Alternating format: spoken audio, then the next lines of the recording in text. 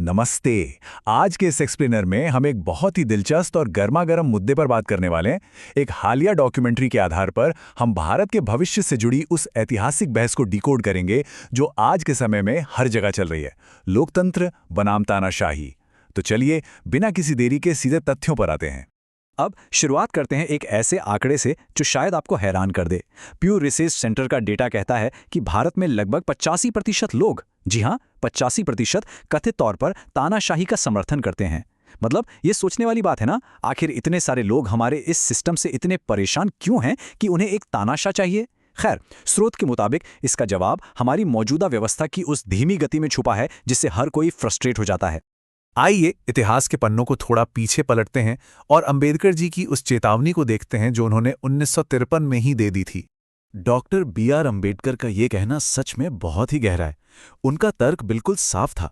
देखिए, सिर्फ चुनाव करवा लेना, प्रधानमंत्री चुन लेना या एक संसद खड़ी कर देना ही असली लोकतंत्र नहीं होता।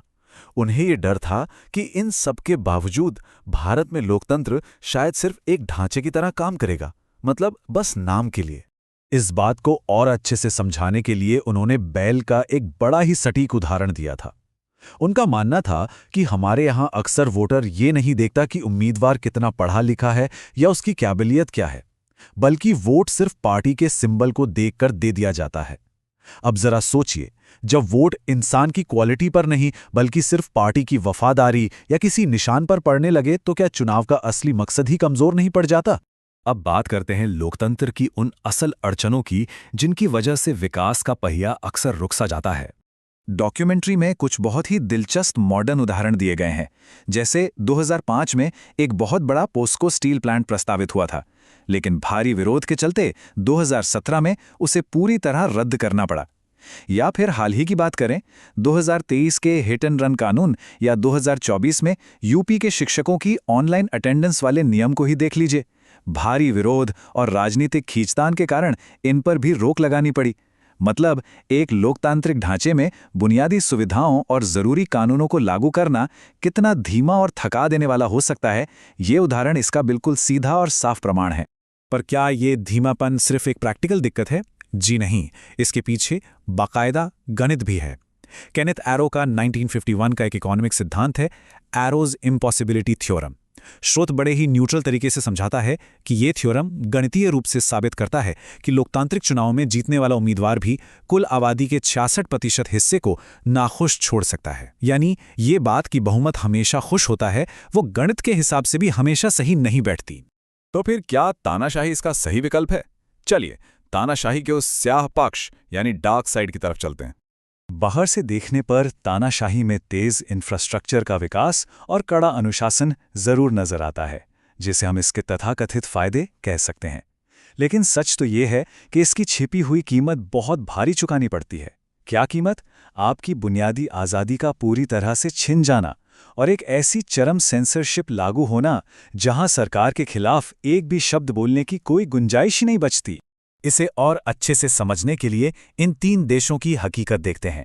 चीन का सोशल क्रेडिट सिस्टम और उनकी ग्रेट फायरवॉल, रूस में ताकतवर लोगों की वो अजीबोगरीब मौतें और विपक्ष का पूरी तरह से नामो निशान मिट जाना, या फिर उत्तर कोरिया जहां हर पल निगरानी होती है और मीडिया पर सिर्फ सरकार का राज है। ये डरावने उदाहरण हमें याद दिलाते हैं कि जब सत्ता पर कोई लगाम नहीं होती तो असल जिंदगी कैसी बन जाती है। चीन वाले उदाहरण को ही थोड़ा और डीप में जाकर देखते हैं। सोचिए, एक आम नागरिक का जीवन वहां का ये सोशल क्रेडिट सिस्टम कैसे सिस्टमैटिक तरीके से बर्बाद कर सकता है। अगर किसी इंसान का स्कोर कम हुआ तो वो फ्लाइट या ट्रेन में सफ़र नहीं कर सकता, उसके इंटरनेट की स्पीड जानबूझकर कम कर दी जाएगी, उसे कुछ खास नौकरियों से बाहर निकाल दिया जाएगा और तो और उसके बच्चों तक के स्कूल जाने पर बैन लग सकता है। बस सरकार से एक अलग राय रखने का ये अंजाम होता है।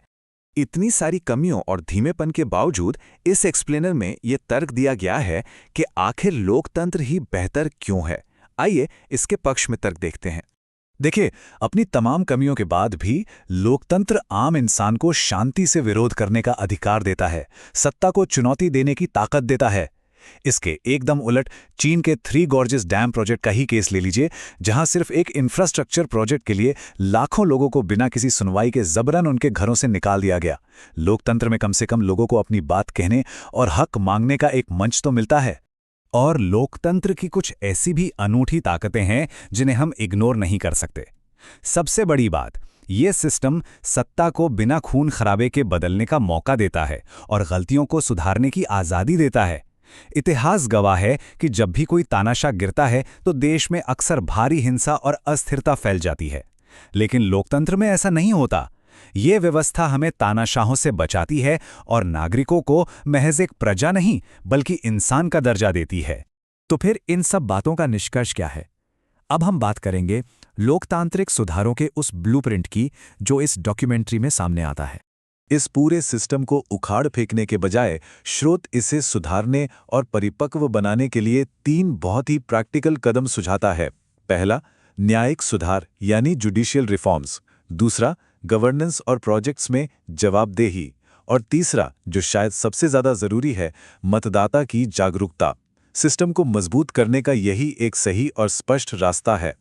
जरा इस नंबर पे गौर कीजिए, 4 करोड़।